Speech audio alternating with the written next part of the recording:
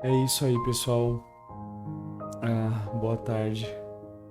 Dando início aí mais uma live para vocês, né? E a nossa live, né? Nossa live será diferente hoje. É, Agradeço a todos vocês, né? Que chegaram aí no chat, né? Obrigado pela consideração. Já fiz as divulgações aqui da live, né? Tudo bonitinho. E, e a live de hoje é o seguinte, né?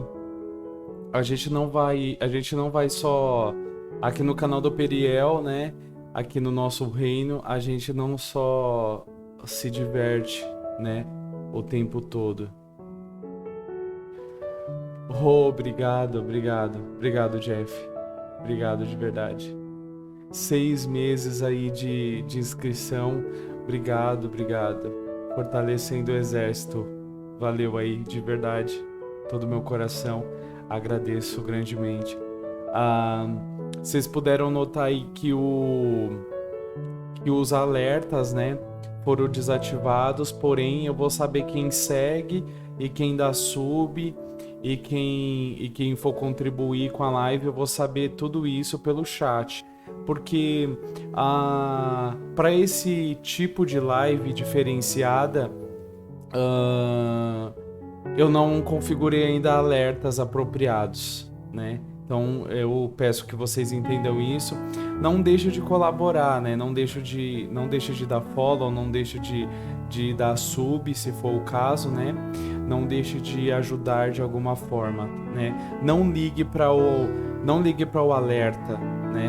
Mas ligue de fato pelo mover que você está trazendo aí do nosso chat, né? E você pode ter toda a certeza e convicção que será agradecido, como eu acabei de falar com o Jeff aí, que renovou o sub dele. 6 meses como arcanjo, como a linha de frente do nosso reino e do nosso exército. Ah, Vamos lá, vocês, para aqueles que não acompanharam, ah, lá no YouTube, no canal do YouTube, tem a primeira parte dessa leitura, né?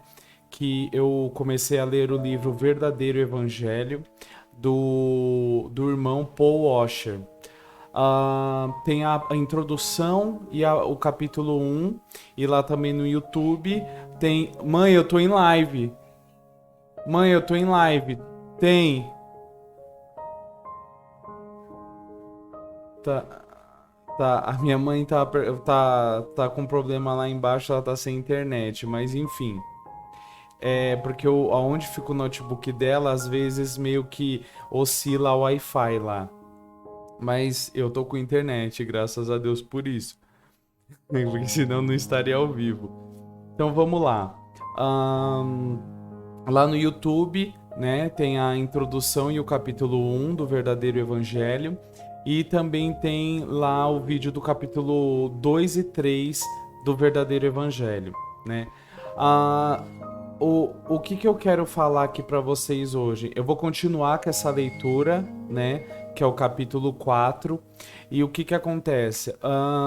Eu expliquei para vocês, né? Em uma outra oportunidade, é, na live do capítulo 2 e 3, que o movimento, né? Que o cristianismo, né? É, Essa parte assim, quem é cristão evangélico, né, e entende um pouquinho assim, é, ainda que seja o básico, provavelmente já escutou, né, sobre calvinismo e arminianismo, né? São dois movimentos que tem dentro aí do cristianismo, né, do evangelho, que tipo assim, um acredita de uma forma, o outro acredita de outra forma, sabe? Então, o que que acontece? O tema dessa live não é esses movimentos. Não é o calvinismo e o arminianismo. Não é. Se vocês quiserem saber um pouco mais sobre esses dois movimentos que tem no cristianismo, vocês mandam uma mensagem particular para mim ou vão lá no YouTube depois e comentem esse vídeo, né? Essa live que eu vou subir lá também como vídeo, né? Então, é isso. Independente desses dois movimentos cristão, né? Eu vou ler o livro Verdadeiro Evangelho, como eu disse, ele foi escrito pelo irmão Paul Washer, e ele é um irmão que ele é calvinista. Mas eu quero que vocês entendam bem uma coisa. Entendam bem uma coisa. Eu não quero que vocês dê atenção, não leve em consideração essa coisa do calvinismo ou arminianismo, tá? Eu quero que vocês sintam Cristo, tá bom? Eu quero que vocês sintam o que Deus e o que Cristo vai ministrar no coração de vocês. Porque quando eu li esse livro, O Verdadeiro Evangelho, eu não sabia desses movimentos. Eu não sabia. E de fato, eu gostaria de ter ficado assim, sem saber. Porque foi um livro que ele abriu a minha visão espiritual e ele me fez entender um pouco mais sobre Cristo, né? Sobre esse ser tão poderoso e a sua redenção e a forma que ele nos salvou, né? Em todas as minhas lives, seja jogando ou seja falando algo da parte de Deus, eu sempre gosto de pontuar que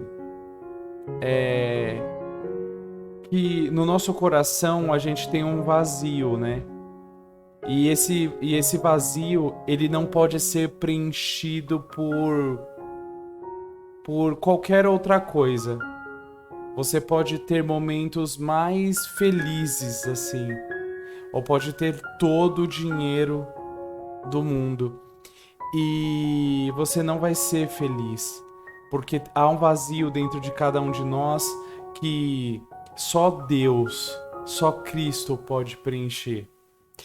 E a live de hoje ela vai ser bem diferente, mas eu espero que você não desista desse reino, né? Que é o canal do Periel.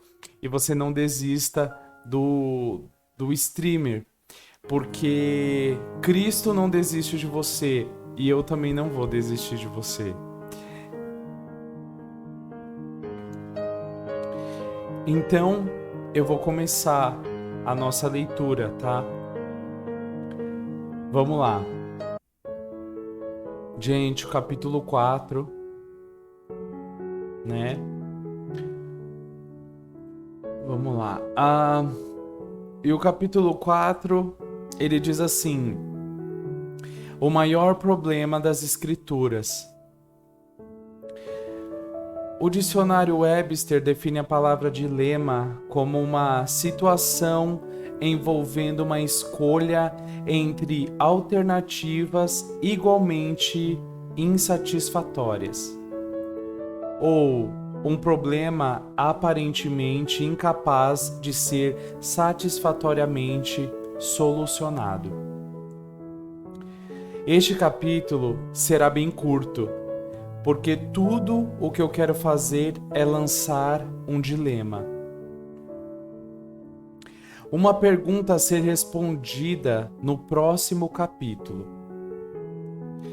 Nossa questão está no livro de Provérbios, no qual encontramos o maior problema filosófico e teológico da Escritura.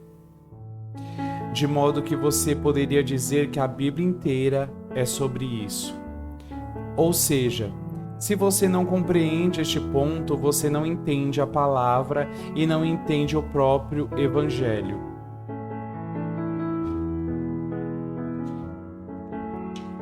Vamos lá.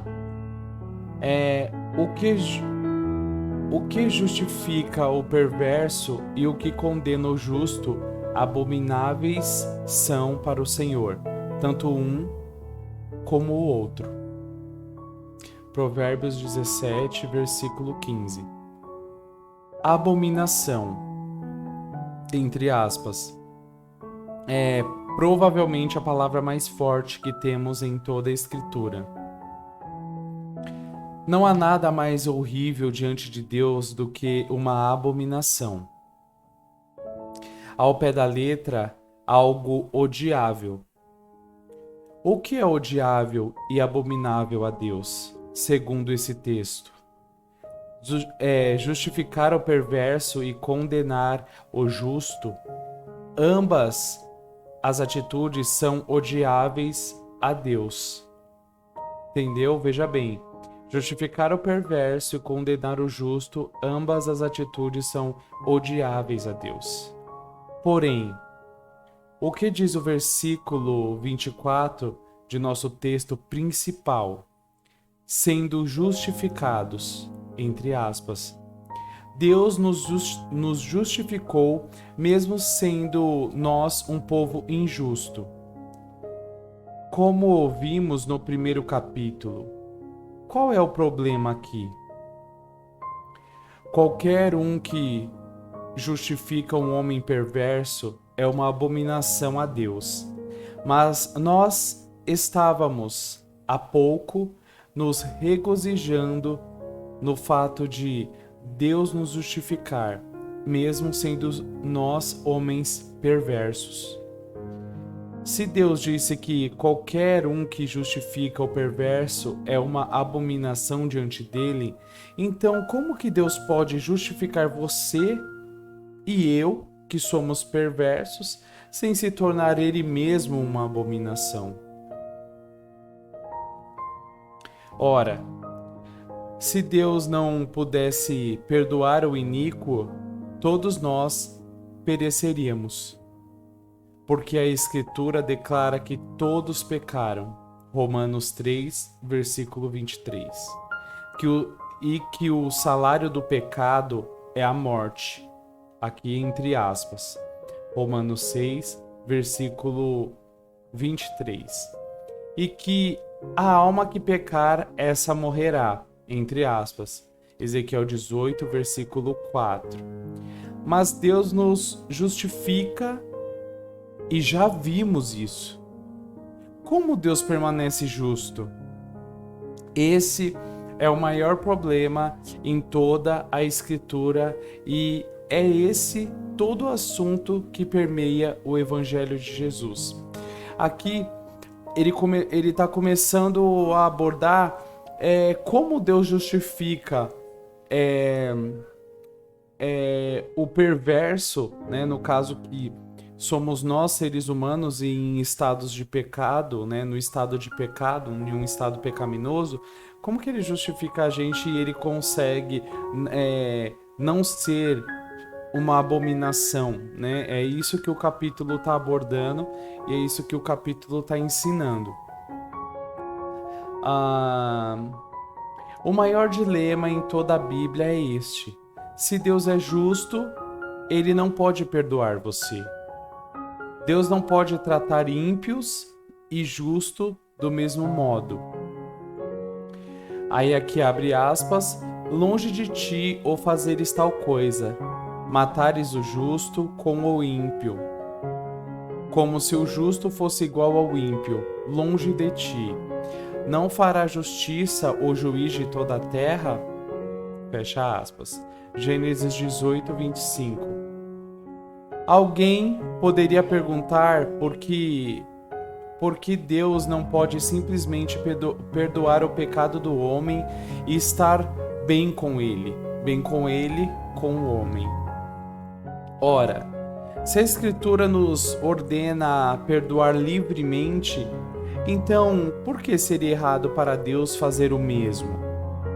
Existem três respostas a essa pergunta. Primeiro, em primeiro lugar, Deus é um ser de valor infinito. Mesmo a menor forma de rebelião é um crime grotesco contra a sua pessoa. Um crime de alta traição, um ataque contra a própria ordem da criação. É digno da pior censura.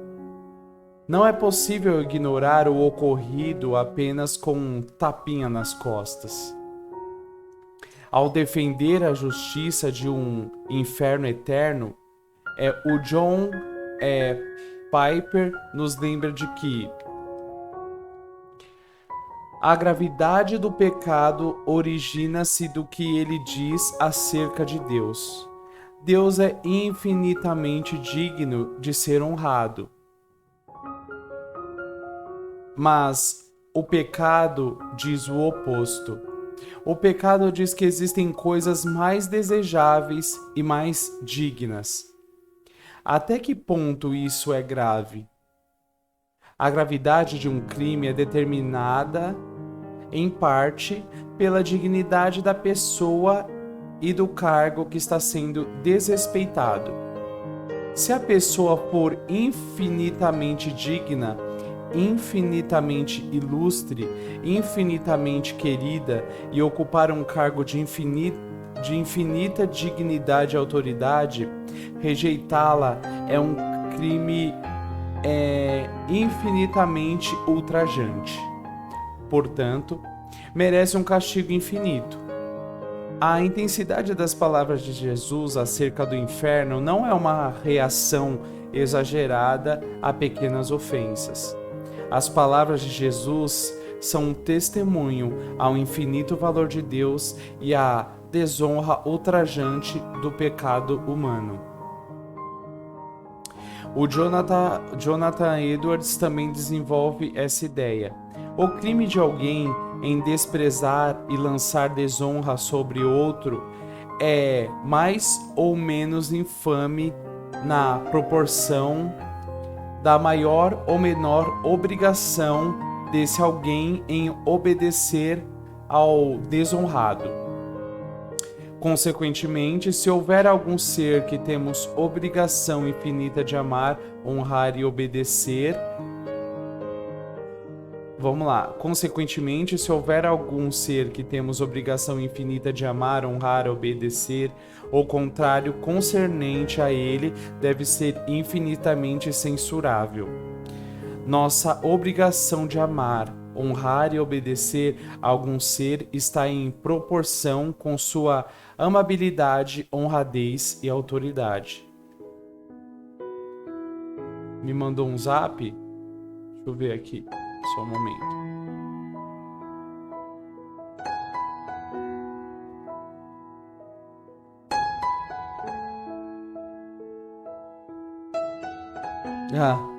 Deixa eu dar uma olhada aqui. Valeu, irmão, obrigado. Deixa eu ver aqui mandou uma mensagem, deixa eu ver aqui o irmão Kerry Gods acabou de fazer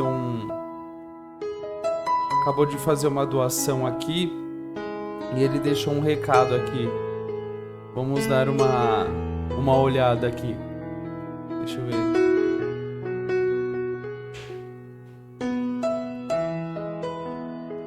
Já continuaremos com a nossa leitura, irmãos. Deixa eu ver aqui.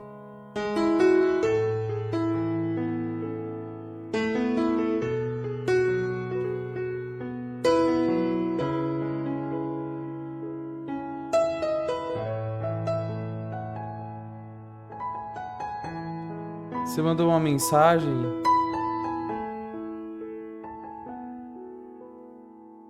Um mês de Royal Premium. Valeu, meu irmão.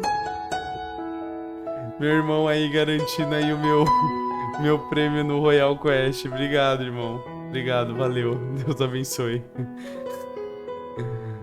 Valeu mesmo. Valeu, obrigado. Gratidão. Voltemos para a leitura. Obrigado. Deus abençoe. Portanto, o pecado contra Deus, sendo uma violação de obrigações infinitas, deve ser um crime infinitamente infame e assim merece punição infinita. A eternidade do castigo de homens incrédulos torna-a infinita e logo faz com que não seja mais do que proporcional à infâmia daquilo que são culpados. O que acontece nessa parte, irmãos? Entenda que Deus não quer, ele não quer ser amado, forçando você a isso. Ainda que o texto aqui esteja falando de obrigatoriedade e tal, e deveres, ele não quer ser amado te obrigando a isso. É uma coisa que você faz de livre e espontânea vontade. Amar a Deus, né? E ter Ele ocupando aquele espaço. Lembra aquele espaço no coração que eu falei que é um espaço que é só dele, que é um vazio que a gente sente assim sempre antes de conhecer a Cristo. E eu tô falando isso porque é uma coisa que é real. Isso é real. Você pode fazer prova disso que eu tô falando. Eu tenho 32 anos e eu já vivi muita coisa nessa vida, né? Quem conhece um pouco do meu testemunho, da minha história de vida, sabe que eu vivi muita coisa nessa vida. E eu já tive diversas falsas felicidades nesse mundo. E nada me preencheu, né? Independente independente da tua vida, independente do que você esteja fazendo nesse exato momento, quando você tem Cristo, as coisas mudam, entende? Porque você coloca Ele na sua vida no lugar que é dele por direito, mas você coloca Ele lá porque você quer colocar Ele lá, entendeu? É uma escolha, né? Como eu venho falando, eis que estou à porta e bato, né? Jesus diz isso. Eis que estou à porta e bato, e aquele que abrir, eu cearei com ele e ele comigo. Jesus, quando ele entra dentro do nosso coração, ele transforma a nossa vida e ele bota a casa no lugar. Ele entra e ele traz luz. E ele tira a poeira. E ele arruma os móveis. Então, o que eu tô querendo ensinar vocês é que Ele não quer que você o ame por obrigação ou por dever. Ele quer que você ame Ele pela escolha que você fez de amar, né? Caramba, cara. Também te amo, irmão. Valeu mesmo. Você é sensacional. Que Deus abençoe aí grandemente você e toda a sua família, né?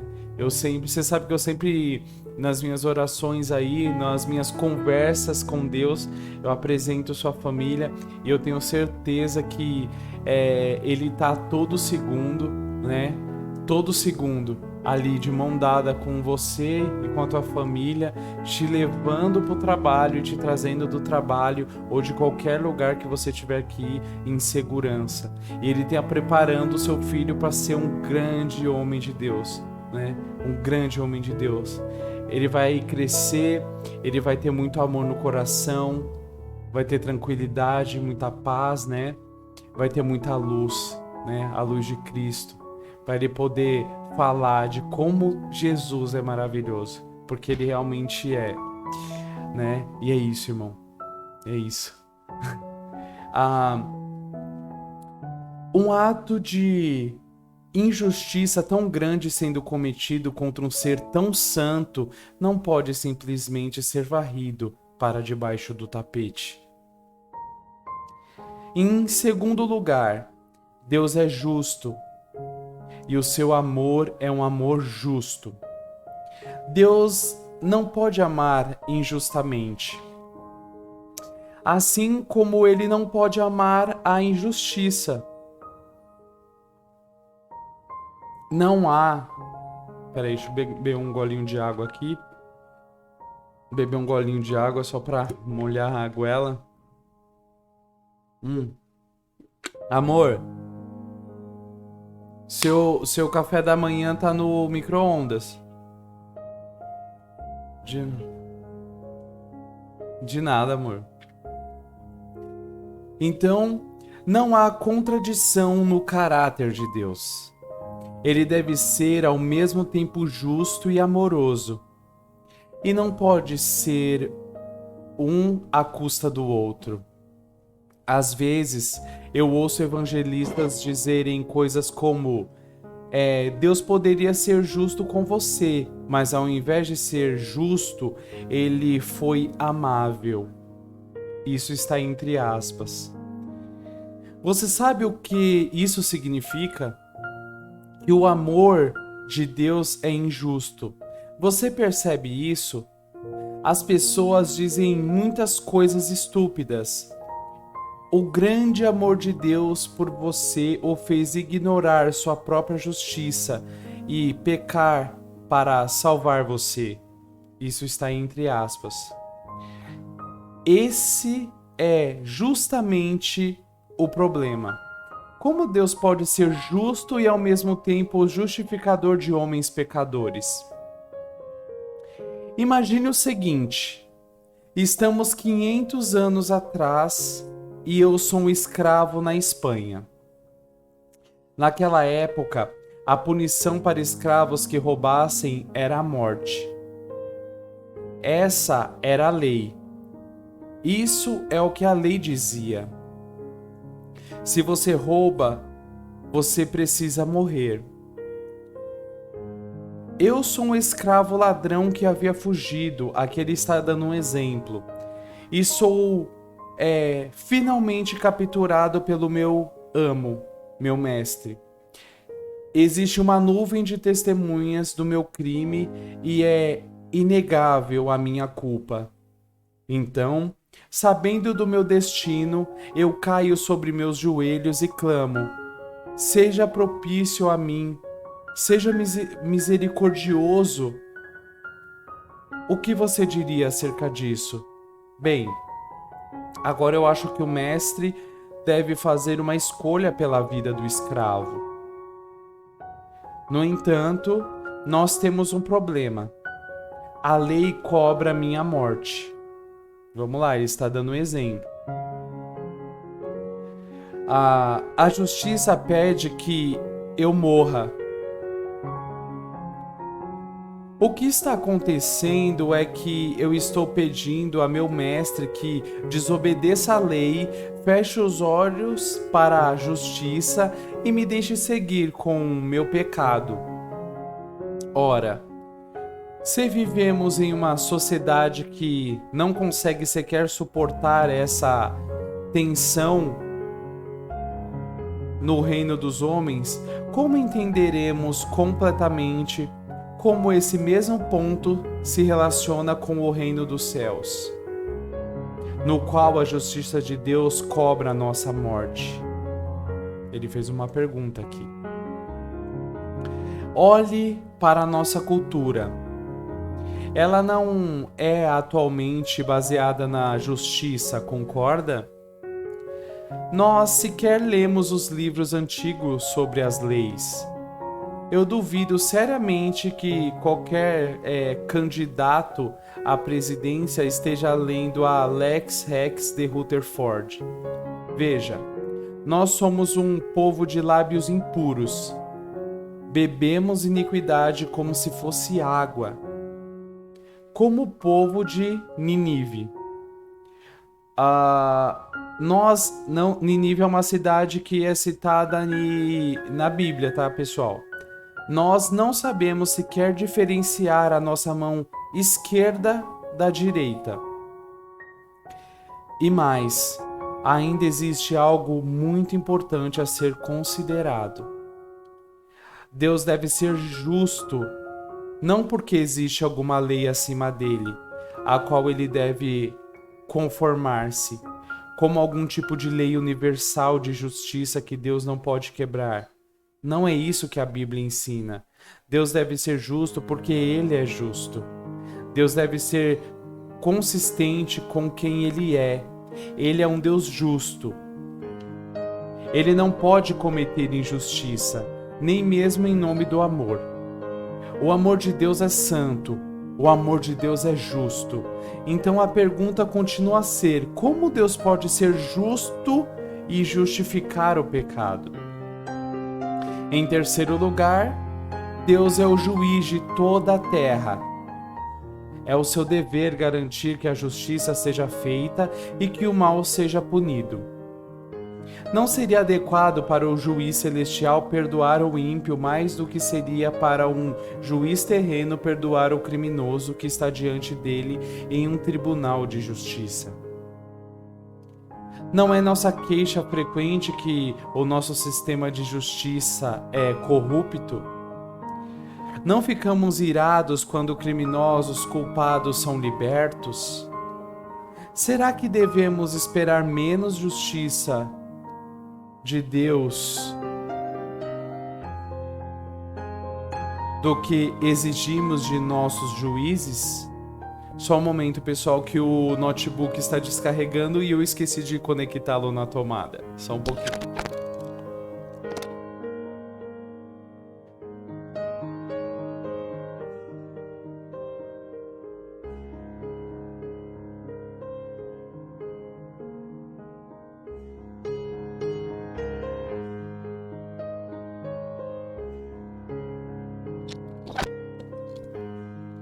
Voltei. Vamos lá.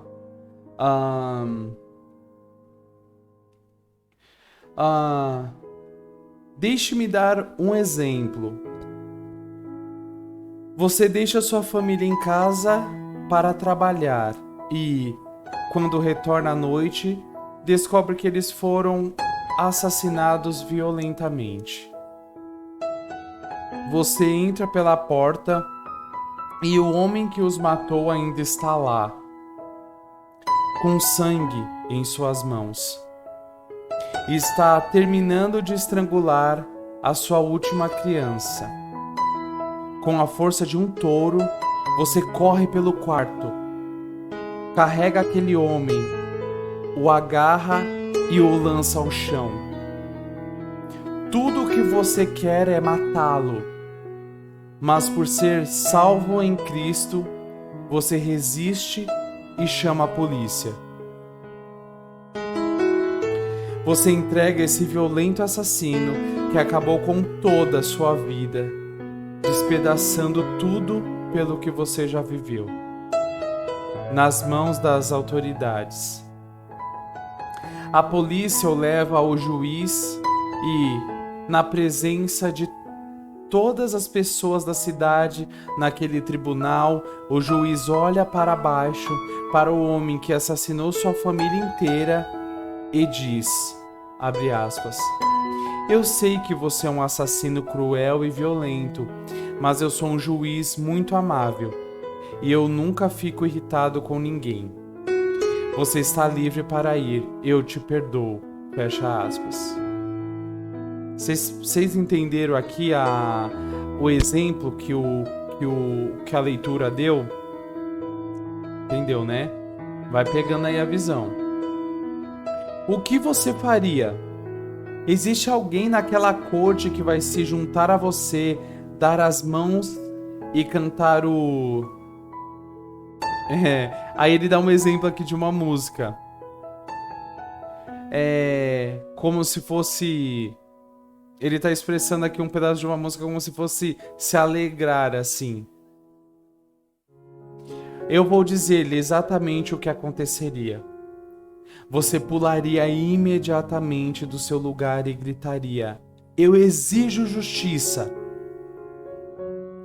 Você escreveria para a Câmara dos Deputados, para o Senado, para o presidente e para a ONU. Colocaria nos jornais, iria à televisão dizendo: existe um juiz sentado naquela corte que é mais perverso do que o homem que massacrou a minha família. Porque um juiz deve fazer o que é certo. Ele deve fazer justiça. Ele não pode justificar o perverso.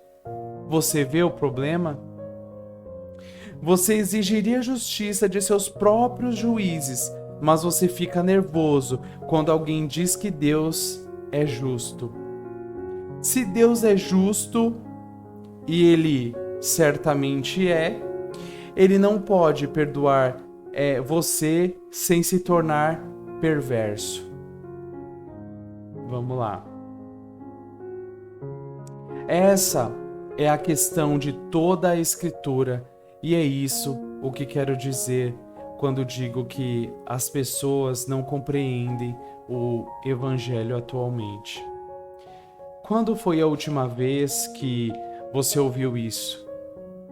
Nós temos ignorado a profundidade do Evangelho e ainda nos perguntamos por que nossas pregações possuem tão pouco poder. Como perdemos o Evangelho? Acabamos precisando apelar carnalmente para todas aquelas técnicas de crescimento de igreja. O motivo pelo qual não alcançamos as gerações X, Y ou Z, ou qualquer outra, não é por causa de irrelevância cultural, mas por falta da mensagem do Evangelho. Temos uma versão reduzida e sem profundidade, mas não o Evangelho que é poderoso e mortal, que é vigoroso e escandaloso, e é nele que reside o poder para a salvação. Eu percebo como esquecemos o verdadeiro Evangelho quando faço perguntas sobre a Escritura para alguns estudantes que encontro nas minhas viagens, especialmente pela Europa. Aí ele comenta aqui um diálogo. Por que Jesus morreu? Eles dizem: bem, por causa do nosso pecado. Ok, por que Jesus morreu? Já dissemos, por causa do nosso pecado. Não, vocês não estão respondendo a pergunta. Vocês têm que ir mais profundo do que isso. Por que o pecado é um problema? Bem, porque o pecado é errado. Não, não é esse o problema. O problema é este. Deus é um Deus justo e Ele é o juiz de toda a terra, de modo que Ele deve fazer o que é correto. Ele deve ser consistente com o seu próprio caráter. Se Ele olhar para o pecado e libertar o pecador, Ele é tão perverso quanto aquele juiz que acabei de descrever. Portanto, o maior problema em toda a Bíblia, o dilema divino de todas as Escrituras inspiradas é este: se Deus é justo, Ele não pode perdoar eu e nem você. Então, a questão é: como pode Deus justificar um homem perverso e continuar sendo justo? Capítulo 5. Deus o fez pecado por nós. Ó, chegamos no capítulo 5. Você que está aí no chat e sentiu no seu coração de compartilhar essa live, fique à vontade. Até mesmo as pessoas que não têm conta na Twitch TV conseguem ter acesso à live que está sendo transmitida. Ela só não vai conseguir falar no chat, mas ela vai conseguir assistir o conteúdo. Então, se você sentiu no coração, compartilha nos seus grupos, tá bom? Lembrando que deposite o peso dessa leitura, coloque peso nela, importância na mensagem espiritual. Permita que a luz de Cristo venha falar dentro de você, sabe? A gente faz uma escolha todo dia. A gente faz a escolha de ser bom ou ser ruim. A cada minuto e a cada momento que passa é uma escolha diferente. Por exemplo, eu vou falar de uma coisa bem simples. Você que cuida do corpo, você escolhe você pode escolher viver uma vida sedentária, comer todas as porcarias que tem por aí para comer, ou você pode escolher viver uma vida mais ativa, fazer exercício físico e comer de forma mais saudável possível. Isso é uma escolha. E até nessa escolha tem um equilíbrio. O equilíbrio do bem e do mal. Você concorda? Então tudo é escolhas. Eu escolho ser bênção e ser luz na vida de pessoas. Mas tem pessoas que escolhem ser trevas na vida de pessoas. Eu e você não somos perfeitos, mas a gente se esforça. E quando a gente consegue romper barreiras nesta bondade, não é porque nós conseguimos, não é um feito nosso. Porque a nossa humanidade, ela é corrompida. O ser humano, ele é mau. Então, quando a gente consegue ser bom e romper essa barreira de bondade, lógico que a gente tem capacidades de ser bom. Como eu falei, escolha. Mas quando a gente consegue romper essa barreira de bondade e ser justo e bom, isso é um dom de Deus. É algo espiritual. Você conseguir romper barreiras é algo espiritual. É dom de Deus. Entende? Então, continuamos a nossa leitura e no capítulo 5, né? Que é Deus o fez pecado por nós. Chegamos em um capítulo aqui muito interessante. Vamos lá. A resposta para o nosso grande dilema do capítulo anterior é encontrada nesta única palavra, propiciação, em Romanos 3, versículo 25. Agora, além dos nomes de Deus, eu lhe afirmaria que essa é a palavra mais importante de toda a Bíblia. Olha, ainda assim, se eu distribuísse pedaços de papel entre os membros da igreja deste país e pedisse a cada um deles que definisse para mim a palavra propiciação, que está entre aspas, a maioria das pessoas não seria capaz de fazê-lo. Veja, o fato é que nós não somos endurecidos em relação ao Evangelho. Nós somos ignorantes a respeito dele. Essa é a palavra mais importante da Bíblia e, mesmo assim, a maioria das pessoas não sabe disso. O conceito mais importante em toda a Bíblia é como Deus pode ser justo e, ao mesmo tempo, o justificador dos pecadores. Ainda assim, Isso é algo sobre o que poucos sequer ouviram falar. Nosso texto principal diz: a quem Deus propôs como propiciação, entre aspas, né? Deus expôs Cristo publicamente para aniquilar o pecado. Falando sobre a cruz, Martin Lloyd Jones diz que Deus emplacou o seu filho. Essa é uma palavra interessante.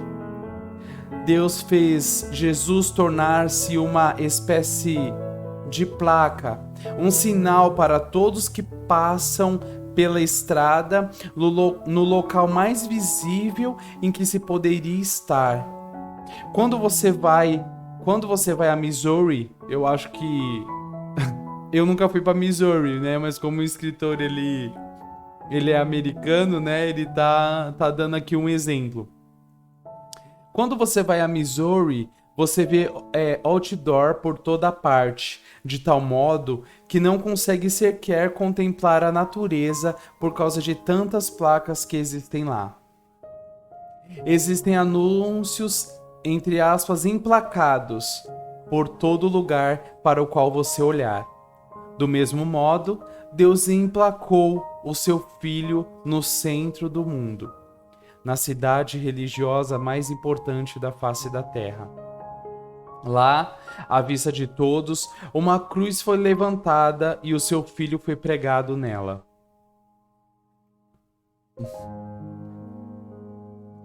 Agora, por que Deus expôs seu Filho publicamente? Uma pergunta.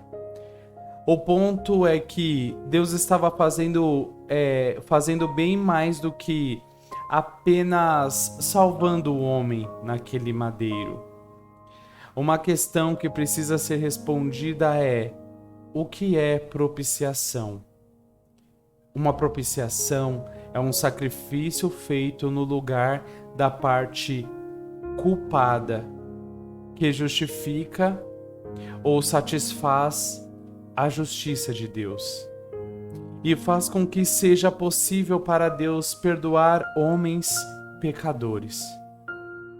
É um sacrifício feito no lugar do pecador, para que a justiça que demanda sua morte seja saciada, e sua ira e santo ódio contra o pecado sejam apaziguados, de modo que Deus possa livremente perdoar. E esse sacrifício foi o próprio Cristo. Agora vamos falar sobre a morte de Cristo por um momento. Nós sabemos que aquele que deveria morrer no madeiro haveria de ser um homem, pois o sangue de touros e de bodes não pode remover pecados. Está em Hebreus 10, versículo 4. Foi Adão quem pecou. Foi a raça de Adão que caiu. Logo, é um filho de Adão que deve morrer no lugar do culpado. Porém, aquele que deve morrer naquele madeiro haveria de ser mais que um homem.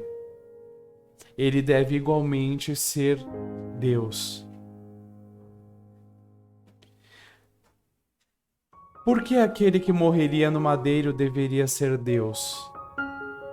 Primeiramente, há esta pequena frase do livro de Jonas: ao Senhor pertence a salvação.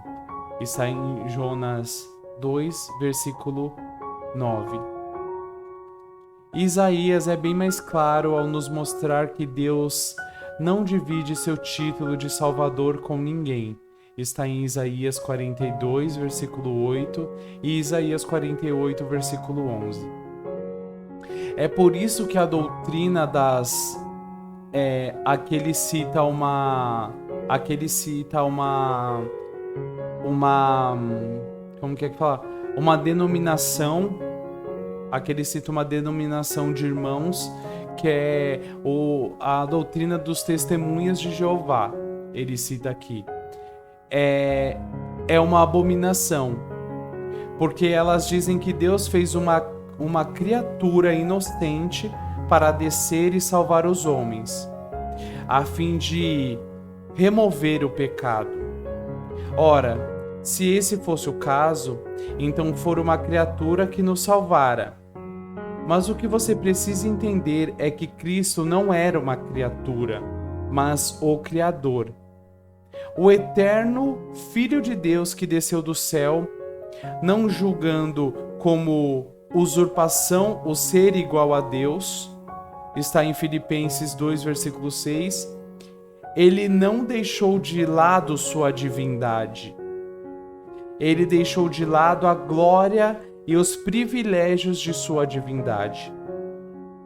Ele não se tornou algo menor que Deus, mas ele se tornou algo que Deus nunca foi. Ele trouxe sobre si a natureza humana. Ele tomou para si a carne e tornou-se homem. Ele foi para aquele madeiro como o Deus homem. Morreu naquele madeiro como Deus homem. E ressuscitou dentre os mortos como Deus homem. E aquele a quem nos chamamos de Salvador não é somente homem, mas é Deus. De modo que as palavras de Jonas permanecem intactas. Ao Senhor pertence a salvação. Entende, irmãos? Então, Jesus, ele foi 100% homem e 100% Deus. É como a Escritura diz, ele abriu mão dos privilégios, mas ele não deixou de ser Deus. Entende? Vamos lá. Por que aquele que morreria no madeiro deveria ser Deus? Em segundo lugar, porque aquele que iria ao madeiro precisava entregar sua própria vida. Você diz, abre aspas, um homem pode fazer isso, fecha aspas. Mas não pode. Um anjo pode fazer isso? Não pode. Por quê? Imaginemos que você precisa de um carro e eu estou dirigindo um que peguei emprestado do pastor. Aqui ele dando um exemplo de um relato aqui, fazendo uma simulação para a gente entender o que ele de fato está querendo dizer. Vamos lá. Imaginemos que você precisa de um carro e eu estou dirigindo um que peguei emprestado do pastor. Quando percebo sua necessidade, dou a você o carro do pastor. Ora, eu não estou lhe dando o meu carro. Eu estou dando algo emprestado de outro. De onde a vida de um homem vem? De onde a vida de um homem vem? Vem de Deus. Os anjos possuem vida inerente a eles próprios? Não. Mas Jesus disse, tenho autoridade para entregar. E essa autoridade para entregar, ele estava se referindo à própria vida. E também para reavê-la. Está em Jó 10, versículo 18. Aquele que morreria no madeiro deveria entregar a sua vida, não uma vida emprestada de outro. Porque aquele que morreu no madeiro deveria ser Deus. Por quê? Porque ele deveria ser Deus. Em terceiro lugar, porque ninguém além dele poderia suportar tanta ira e ressuscitar. As montanhas se derretem diante da ira de Deus. Os rios secam diante da ira de Deus. Nações são destruídas diante da ira de Deus. E um dia todo o universo será dissolvido em fogo pela ira de Deus. Quem, a não ser o próprio Deus, poderia suportar tamanha ira e ressuscitar? Como diziam os puritanos, ninguém além de Deus poderia permanecer diante de tamanha ira. Para que você pudesse ser salvo, alguém teve que receber a ira divina em seu lugar. E foi o próprio Deus quem o fez. Ao Senhor pertence a salvação. Porque aquele que morreu no madeiro deveria ser Deus. Eu estava ministrando em uma universidade alguns anos atrás e, após minha pregação, uma sessão de perguntas e respostas foi iniciada. Um estudante se levantou, parecendo bastante nervoso, e disse: "Eu tenho um problema para você, pregador. Como pode um homem sofrer por algumas poucas horas naquele madeiro e pagar os pecados de uma multidão de homens e salvá-los de uma eternidade no inferno? Isto não é certo." Então, silenciosamente, eu comecei a chorar.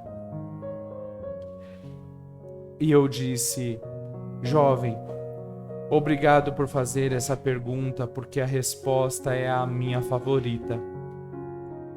Aquele homem sofreu por poucas horas no madeiro e salvou uma multidão de homens de uma eternidade no inferno unicamente porque aquele único homem era mais digno do que todos os outros colocados juntos." Entende isso?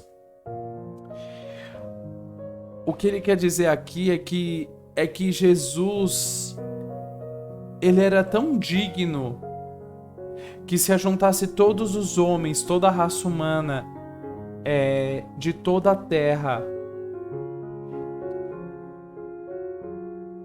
não seria digno, não ia conseguir alcançar o 5%, 1% da dignidade de Jesus.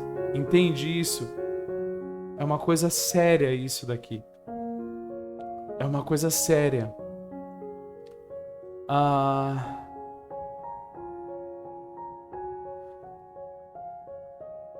Aquele homem sofreu por poucas horas no madeiro e salvou uma multidão de homens por uma eternidade no inferno unicamente porque aquele único homem era mais digno do que todos os outros colocados juntos. Ele, Jesus, sozinho, valia mais do que todos os homens juntos. É por isso que o sofrimento dele foi suficiente para comprar todos os outros. Olha, forte isso. Nós não precisávamos do sacrifício de um bom homem, nem de um rei, nem de um homem perfeito, nem de um anjo, nem de um arcanjo. Nós precisávamos do sacrifício de alguém infinitamente valioso para pagar a punição infinita que merecíamos, devido à nossa culpa infinita. Por pecarmos contra um Deus infinitamente santo. Quando os teólogos falam sobre o perfeito sacrifício de Cristo, aqui está perfeito sacrifício entre aspas. Eles não dizem apenas que ele era sem pecado, mas eles também falam do valor infinito da vida que foi entregue como oferta. Se você pegar uma balança cósmica gigante e colocar de um lado dela tudo que você puder achar, estrelas e galáxias, sóis, luas e planetas, montanhas e montes, traças e homens, grilos e palhaços, areia e rochas de granito, tudo que você puder encontrar em toda a criação, e colocar Jesus no outro lado, ele certamente ultrapassa todos eles. Esse é o seu valor infinito. Ele é Deus. Sua dignidade não pode ser medida, nem pode ser esvaziada ou comparada. Você consegue ver a preciosidade de Cristo? Alguém que fosse um homem tinha que morrer ali. Alguém que fosse Deus tinha que morrer ali. E Cristo cumpriu essas duas exigências. Vamos observar sua morte por um momento. Por um momento. Vamos observar a morte de Cristo. O texto diz: a quem Deus propôs no seu sangue como propiciação. No seu sangue, Cristo tinha que morrer, não apenas desfalecer, não apenas sofrer, não apenas dormir. Ele tinha que entregar sua vida. Ele tinha que morrer, mas como? Eu estava na Europa há alguns anos, ensinando alguns missionários ciganos em um seminário alemão. Depois das sessões de ensino, eu fiquei cansado e fui até a biblioteca a fim de encontrar um livro para ler. Todos eles estavam em alemão e eu não conseguia encontrar algo na minha língua. Até que finalmente achei um livro chamado A Cruz de Cristo. Não o de John Stott, mas outro, do qual eu nunca tinha ouvido falar antes. Então eu abri o livro e comecei a folheá-lo, para ver o que o autor estava dizendo.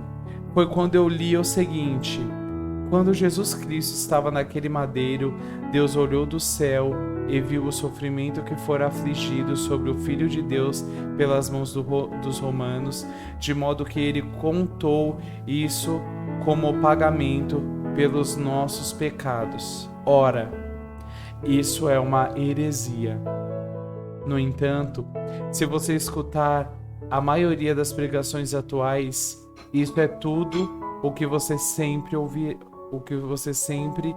ouvirá.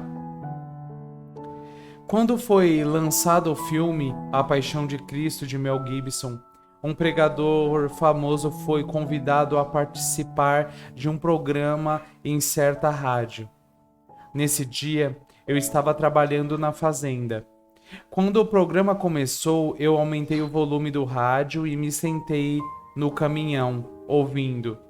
Ele disse o seguinte: devido a toda essa controvérsia sobre a Paixão de Cristo e o filme que foi lançado, eu senti que seria bom separar este tempo de ensino que tenho com vocês na rádio para explicar a vocês o verdadeiro significado da cruz. E eu pensei, louvado seja Deus. Então ele passou meia hora falando sobre tudo o que os romanos fizeram com Jesus e disse: por causa disso, nossos pecados foram pagos. Ele falou sobre os espancamentos, as coronhadas, os chicotes, o rastejar em direção ao madeiro, o ser derrubado, os pregos, a coroa, o manto, as lanças em seu lado, a lança em seu lado, a sufocação e a crucificação. Ele falou sobre absolutamente tudo, mas esqueceu do principal. Eu não quero diminuir nada dos sofrimentos físicos de Cristo, mas o homem perdeu completamente o evangelho ao focar apenas nisso. Se hoje você é salvo, você não é salvo porque os romanos pregaram Jesus no madeiro, nem porque os judeus o chicotearam ou porque o espancaram violentamente.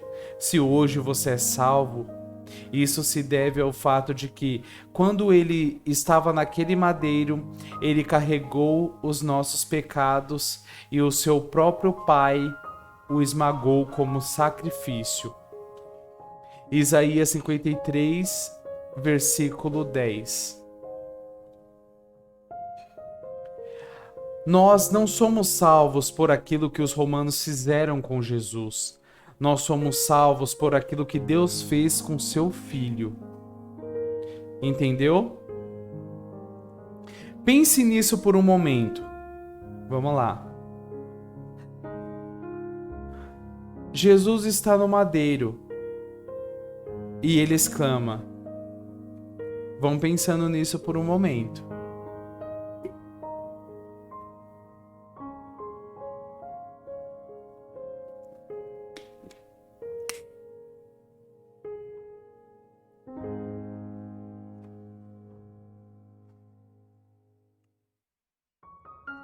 Jesus está no madeiro e ele exclama: Deus meu, por que me desamparaste?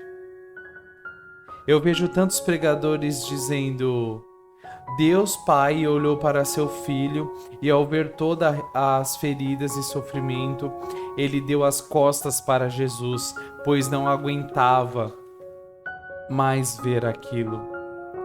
Isso não passa de uma mentira romântica. Não foi isso que Jesus disse.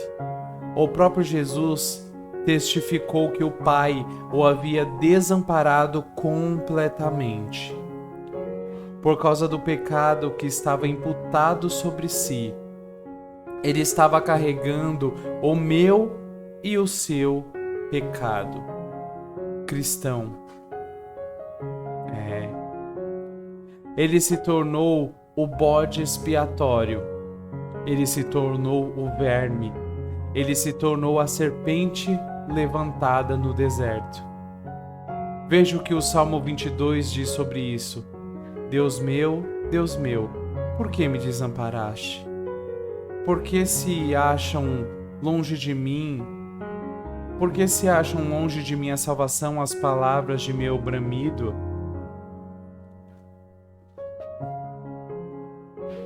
Deus meu, clamo de dia, e não me respondes. Também de noite, porém não tenho sossego. Contudo, tu és santo. Versículo 1 ao 3 do Salmos 22.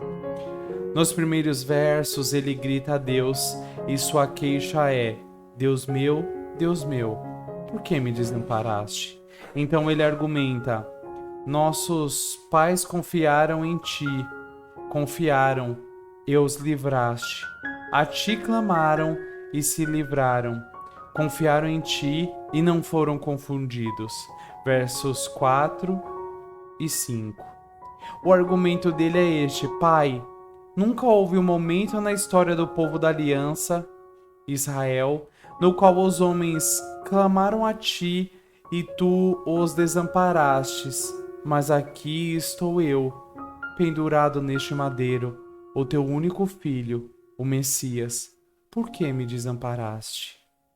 E a resposta à sua própria pergunta vem do contraste entre os versículos 3 e 6.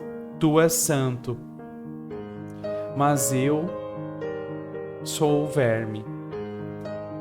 Jesus, nesse exato momento, ele estava num estado de pecado, ele estava num estado pecaminoso. Então, Deus, por ser justo, por ser justo e ele ter compromisso com essa justiça, ele não olhou Jesus sendo massacrado e ele simplesmente não aguentou ver aquilo. Ele literalmente largou de mão, porque o estado de Jesus era um estado pecaminoso, entende? Olhe para o jardim do Getsêmani por um momento. Entre aspas, né? Pai, passa de mim este cálice. Gotas de sangue, suor vindo de sua testa. Pai, passa de mim este cálice. Esses pregadores, eles dizem: Jesus não queria ir para aquela cruz romana. Isso é uma mentira. Jesus estava com medo do diabo. Blasfêmia. Jesus temia aquele chicote, ele não queria ir para lá. Absurdo. Deixe-me fazer-lhe uma pergunta. Depois da morte e ressurreição de Jesus Cristo, estima-se que 50 milhões de homens, mulheres, crianças morreram como mártires. por sua profissão de fé em Jesus Cristo. Na igreja primitiva, nos tempos dos puritanos e da Reforma, muitos dos seguidores de Jesus foram crucificados. Alguns foram não apenas crucificados, mas de cabeça para baixo. Outros eram cobertos de piche e lhes ateavam fogo para iluminar as ruas de Roma. Todavia, muitos desses seguidores de Jesus, prestes a serem martirizados, cantavam hinos cheios de alegria.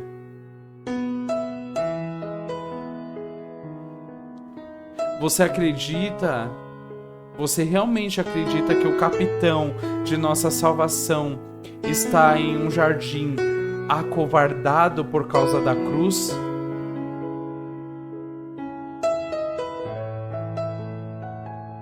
Mesmo sabendo você que seus discípulos foram para a mesma cruz com alegria nos corações, você pensa que o capitão de nossa salvação seja tão fraco?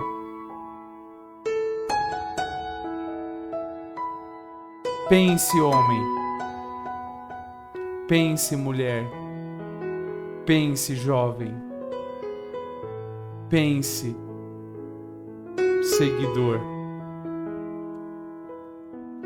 Jesus não estava com medo de uma cruz, de um prego, de uma lança ou de uma coroa de espinhos. O que havia no cálice? Eu nunca esquecerei o dia em que preguei em uma escola teologicamente reformada há muitos anos. Eu fui lá e disse: "Bom, vocês me chamaram aqui para pregar, estou aqui." E me informaram: "Você pregará no auditório para pessoas que vão desde o jardim de infância ao ensino médio." Aqui é mais um relato do irmão Paul. Eu fiquei um tanto assustado. Bom, eu vou ensinar sobre a propiciação. É uma faixa etária muito larga, não acha? Eles disseram: "Isso não será problema, Sr. Washer." Então eu subi lá para pregar e enquanto eu estava pregando, eu parei e disse: "O que havia no cálice? O que era aquilo que fez Cristo tremer?" Eu nunca me esquecerei daquela menininha de 8 anos que ergueu a mão, levantou-se, ficou do lado da carteira e disse: "Sr. Washer, a ira de Deus estava no cálice." Sim, o ódio feroz de Deus contra tudo o que é mal estava no cálice.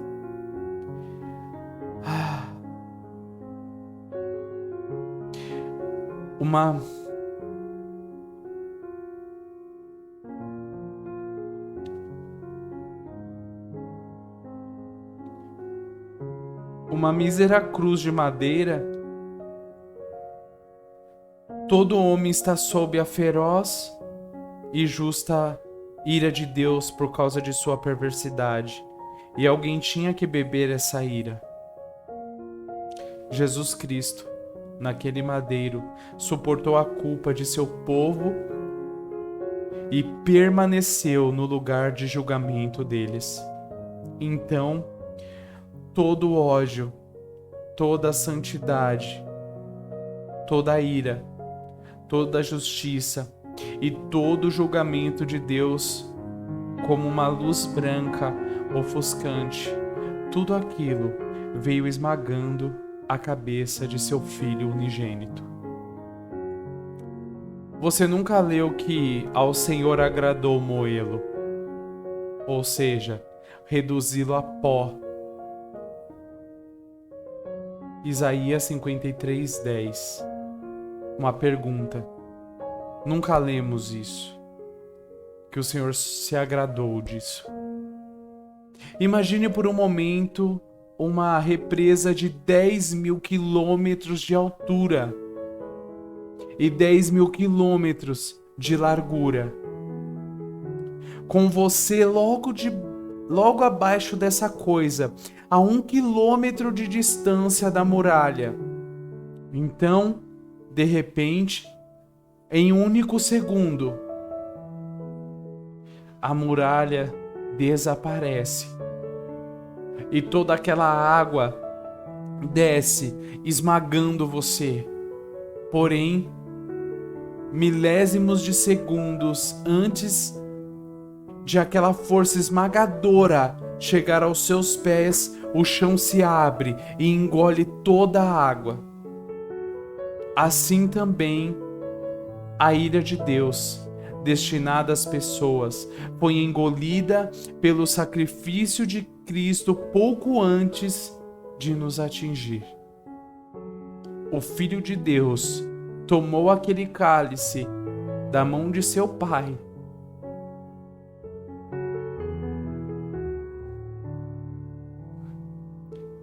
e bebeu cada gota. De modo que, quando ele gritou, está consumado, Jó 19, versículo 30, ele virou o cálice e nem uma gota caiu.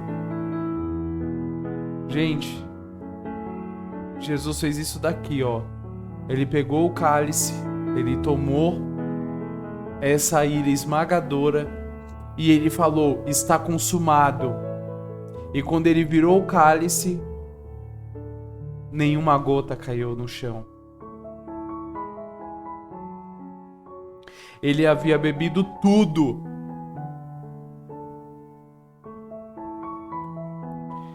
Se eu fosse resumir o que Deus fala no Antigo Testamento sobre o cálice da ira, seria algo assim: por causa da perversidade e da rebelião das nações, eu os porei diante da força de minha ira, lhes entregarei meu cálice e os farei beber até que vacilem e morram.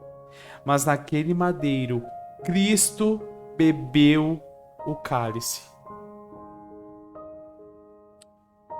Todos nós sabemos que o povo judeu precisava constantemente cumprir vários rituais que apontavam para o sacrifício de Cristo. Um deles era o de Levítico 16, quando Arão levava 2 bodes à porta da tenda da congregação. Em um dos bodes, eles colocavam a mão, transferindo simbolicamente os pecados do povo para a cabeça do animal, findando por sacrificá-lo. Em relação ao outro, o mesmo processo era feito, mas ele não era morto, e sim levado para fora dos portões do acampamento para vaguear no deserto e morrer. Entre aspas, assim aquele bode levará sobre si todas as iniquidades dele para a terra solitária, e o homem soltará o bode no deserto. Levítico 16, versículo 22.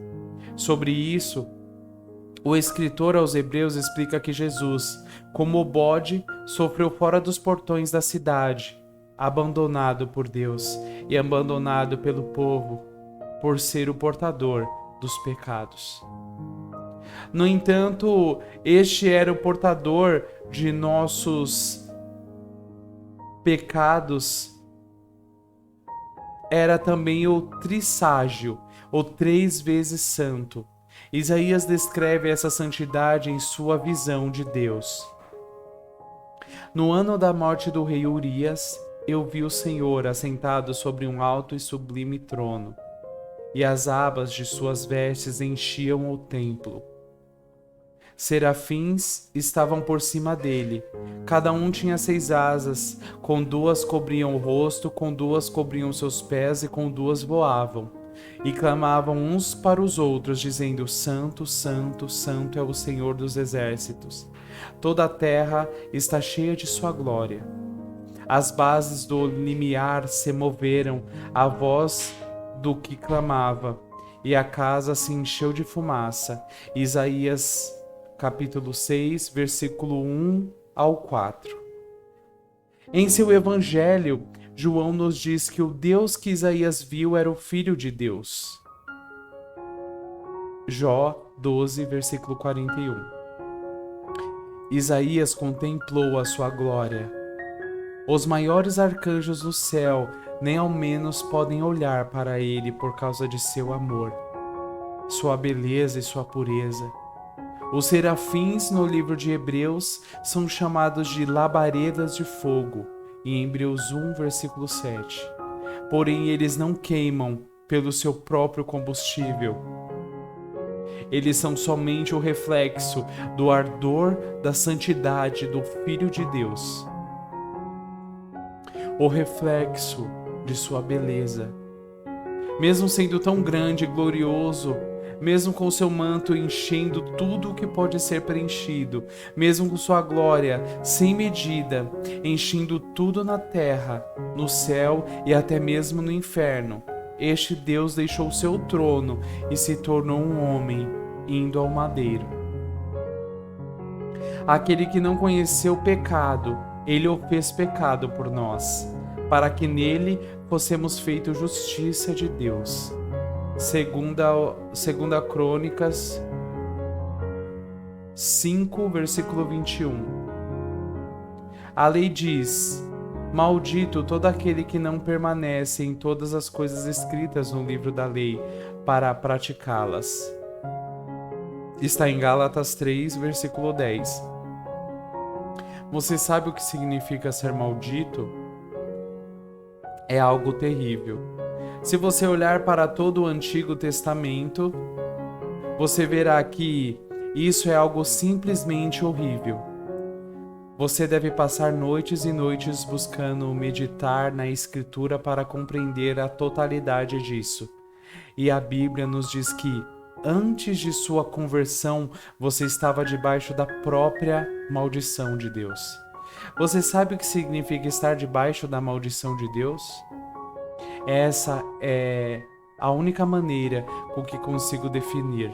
Significa que o pecador é tão vil, tão doente, tão perverso e tão repugnante diante de Deus e dos céus, que a última coisa que esse pecador irá ouvir quando der o seu primeiro passo rumo ao inferno é toda a criação se prostrando e aplaudindo a Deus por ter o Senhor livrado a terra de uma praga como ele.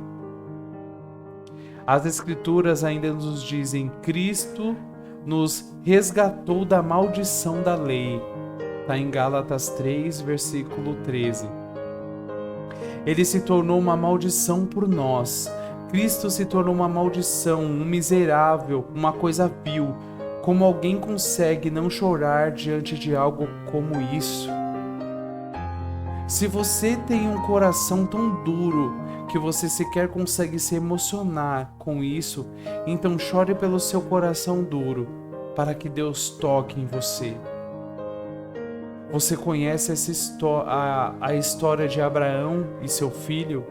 Deus lhe disse: toma teu filho, teu único filho, Isaque, a quem amas, e vai-te à terra de Moriá, ofereça-o ali em holocausto, sobre um dos montes que eu te mostrarei. Está em Gênesis 22, versículo 2. Abraão vai ao monte em obediência, amarra seu filho e, ao que parece, Isaque não oferece resistência. O velho alcança a faca, pousa a mão sobre a testa de seu filho, e enquanto a mão vai abaixando, ele para. Ele para. Aí, entre aspas, o Senhor proverá. Gênesis 22, 14.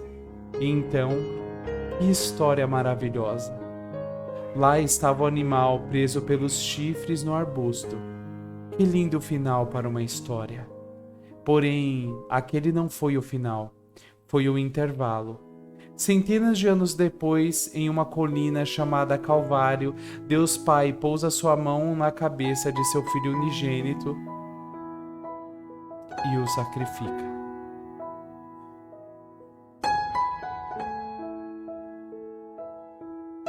Veja, essa é a cruz que todos esses pregadores modernos escondem no fundo do baú, ao invés de porem na mesa de centro. Porque é uma coisa vergonhosa, horrenda e terrível. A cruz é uma coisa horrorosa e vil. Não o tipo de coisa que você põe em volta do pescoço. Ela é símbolo de morte e de justiça sendo satisfeita. Para demonstrar amor, Deus teve de destacar o pecado antes. E só haveria uma forma de fazê-lo: a morte de seu filho unigênito. É possível que você, ao ler isto, esteja pensando: eu nunca ouvi nada assim antes. É bem provável que de fato não tenha ouvido. E se for, deve ser por isso que a cruz tem tão pouco poder em sua vida. Eu quero que você entenda que é disso que se trata a vida cristã. Paulo diz em Romanos 12: rogo-vos, como um pastor rogaria um rebanho amado, que apresenteis o vosso corpo por sacrifício vivo, santo e agradável a Deus. Versículo 1. Contudo, Paulo não só nos ordena isso, mas nos dá motivação para tal. Ele diz para nos oferecermos, ele diz para nós oferecermos nossas vidas baseadas nas misericórdias de Deus. Versículo 1. E do que ele está falando? Ele está se referindo aos 11 primeiros capítulos de Romanos, nos quais ele havia explicado tudo o que Deus fez por nós em Cristo. Ou seja, o que Paulo diz é isto: visto que Deus fez tudo isso em Cristo, agora ofereçam suas vidas por Ele, de modo que quanto mais você conhece acerca dessa cruz, mais você será inclinado a oferecer sua vida por Ele. Jesus não é esse pequeno acessório que você coloca em sua vida para torná-la melhor. Ele é toda a sua vida. Você é consumido por ele em cada pensamento, julgamento ou palavra. Quando alguém perguntar: por que você faz isso ou aquilo, Senhor? Nossa resposta precisa ser: porque Cristo derramou o seu próprio sangue por minha alma. O amor de Deus em Cristo nos constrange.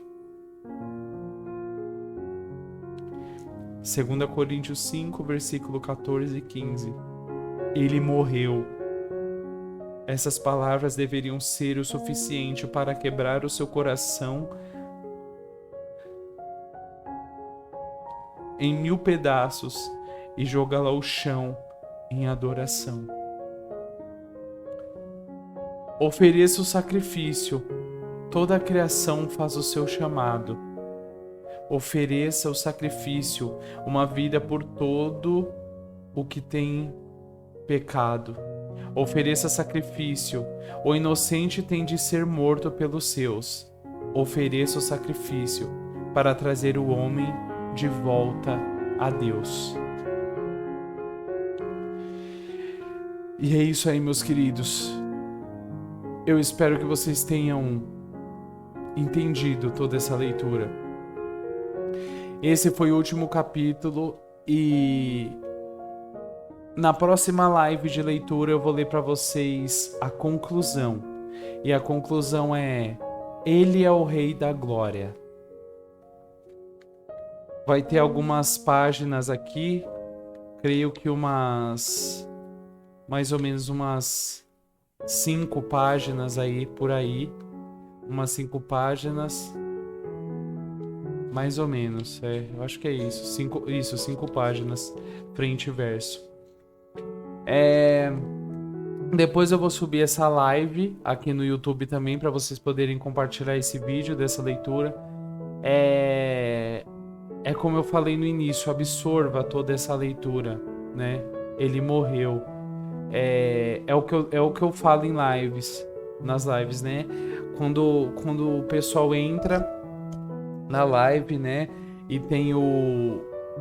e aborda esse tema comigo, assim, me pergunta, eu falo, ele me salvou, né?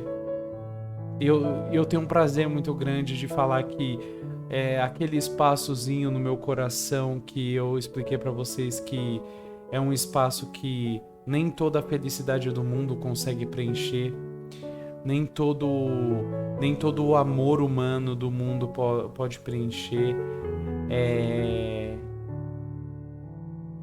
Eu coloquei nesse espacinho, né, nesse vazio, eu coloquei Cristo, porque ali é o lugar dele. Ele pertence a esse espaço vazio, a esse espaço no meu coração que nada conseguia preencher. É dele esse cantinho. E isso me faz bem. Declarar que ele é Senhor e Salvador, Redentor e Mestre da minha vida me faz muito bem. É Cristo que faz eu repousar a minha cabeça, né, à noite para descansar e de fato dormir o sono dos justos, dormir bem, dormir em paz. É Cristo que faz isso por mim. É Cristo que traz a providência na minha vida. Porque a porta que ele abre, ninguém fecha. A porta que ele fecha, ninguém abre. O Periel, né? E as lives e o canal, somos como folha ao vento. E a boca que sopra essa folha é Cristo. E é assim. Tem um louvor que diz que não nascemos para encher os nossos bolsos de dinheiro, mas nascemos para adorá-lo e levar o amor e a salvação de Cristo Jesus. E eu espero que essa leitura tenha sido impactante de uma forma positiva no coração de cada um de vocês. É como eu falei, não leve em consideração os movimentos que tem no cristianismo. Se atente para o espiritual, para aquilo que Cristo quer falar com você.